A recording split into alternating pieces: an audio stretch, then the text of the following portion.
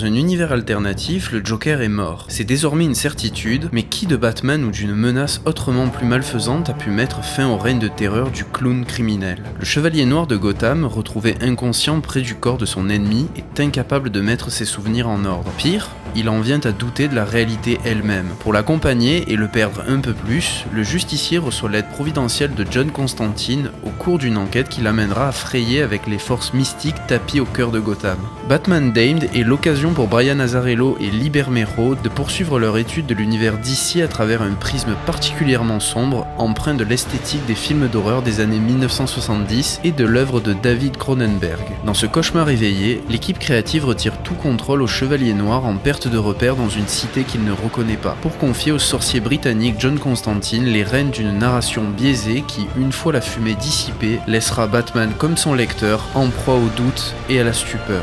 Bonjour à toutes et à tous, c'est Petit Thanos et bienvenue dans cette vidéo où je vous conterai l'histoire estampillée DC Black Label, Batman Damned. Avant de commencer, évidemment, petit disclaimer au cas où si ça n'était pas clair, la vidéo contiendra du spoil et j'invite donc celles et ceux qui souhaitent d'abord découvrir cette histoire par leurs propres moyens à mettre la vidéo en pause, vous rendre chez votre libraire le plus proche ou à vous rendre en description et commander votre exemplaire grâce au petit lien que je vous ai laissé. Bref, sur ces belles paroles, je vous souhaite une bonne découverte et une bonne écoute.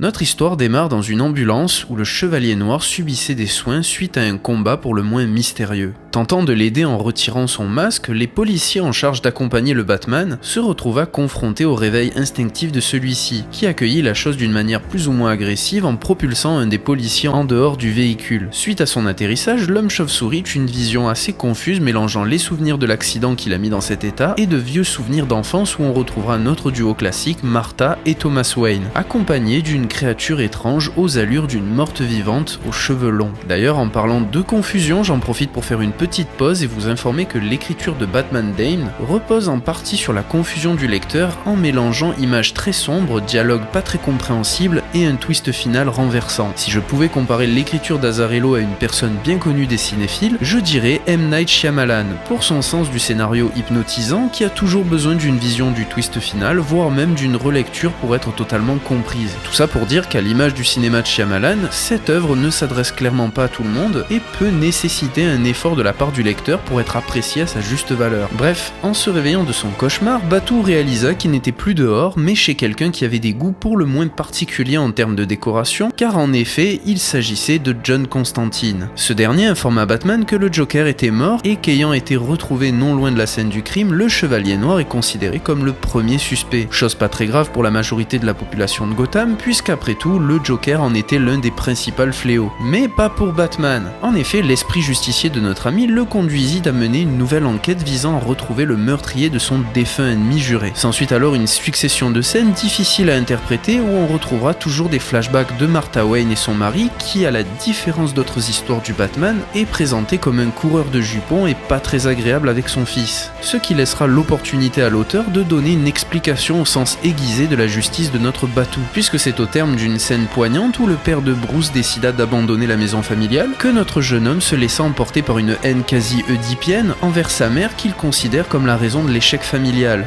Le jeune homme commit un acte répréhensible en pointant sa mère avec une arme à feu et prit une grande culpabilité à la vue de sa mère qui l'observait arme à la main. Bruce fondit en larmes tout en se réfugiant dans les bras de Martha qui le fit jurer de ne plus pointer une arme sur quelqu'un et surtout de ne jamais faire de mal. Bref, du côté de la réalité, l'histoire ne se montra pas plus lumineuse puisque Batman dut affronter des ennemis très puissants tout en subissant l'impact psychologique lié à ses visions d'enfance et de la fameuse morte vivante qui ne cessera d'hanter le Chevalier Noir tout au long de son aventure. D'ailleurs, en parlant de scènes difficiles à voir, l'une des plus terrifiantes et glauques n'est nulle autre que la confrontation entre Batman et Harley Quinn, dans laquelle l'ex-psychiatre signale au Chevalier Noir qu'elle n'a maintenant plus de raison de vivre puisque l'homme de sa vie n'était plus de ce monde. C'est donc dans un élan de désespoir que la psychopathe tenta d'humilier Batman en le violant. Manque de peau pour elle, rappel, il n'est pas chose aisée de profiter sexuellement de l'homme chauve-souris. La suite restera pour le moins très déplaisante aux yeux des lecteurs puisque le Batman décida de faire l'amour avec Harley Quinn, au travers d'une scène bien étrange qui le conduira à se réveiller le lendemain dans un cercueil. Et oui, j'ai dit que c'était pas facile à comprendre. Bref, trêve d'attente, arrivé à la fin du récit, John Constantine fit comprendre au Batman qu'en réalité, il était mort et que depuis le début, il était en enfer, et plus précisément dans l'enfer que lui-même a choisi. Alors vous me direz, mais pourquoi Batman est en enfer? C'est un justicier, il n'a rien à faire ici. Eh bien la réponse est imagée à travers la fameuse scène du combat entre Batman et Joker, où le psychopathe est suspendu à un pont et où le Batman a la possibilité de l'aider. Sauf qu'au dernier moment, le Batman se retint car il se posa la fameuse question existentielle, mais que pourrait faire le Joker si Batman n'était plus là? Eh bien c'est précisément ce qu'il se passe dans cette histoire. Le Joker a survécu et Batman est mort, d'où sa condamnation à l'enfer, puisqu'il se sent coupable d'avoir laissé ce fléau sur Terre, alors qu'il a eu plein d'occasions de l'arrêter. D'ailleurs, le comic se clôture avec le Joker sortant du fleuve où il avait été soi-disant retrouvé mort. Comme je le disais plus tôt, Batman Damned n'est pas ouvert à tous. En effet, que ça soit l'écriture ou les images aussi magnifiques soient-elles, ne sont là que pour servir une vision très sombre, et je dirais même très sale de notre monde. Ceci étant dit, elle n'en reste pas moins une œuvre qui en marquera plus d'un, et saura séduire une communauté de fans adeptes du Dark Universe. Pour ma part, je l'ai trouvé à l'image de beaucoup d'œuvres du Black Label de chez DC, à savoir pertinente dans ses propos, bluffante par ses images et surtout marquante par sa capacité à nous émerveiller dans un univers très loin d'être merveilleux. Et voilà, c'est ainsi que s'achève cet épisode de l'Héritage Comics. J'espère ne pas vous avoir perdu. Comme je l'ai dit, l'œuvre est pas simple à comprendre à la première lecture, c'était donc pas évident d'en faire un résumé. Bref, vous me direz en commentaire, n'oubliez pas le pouce bleu de l'amour. Moi je vous dis à la prochaine, peace.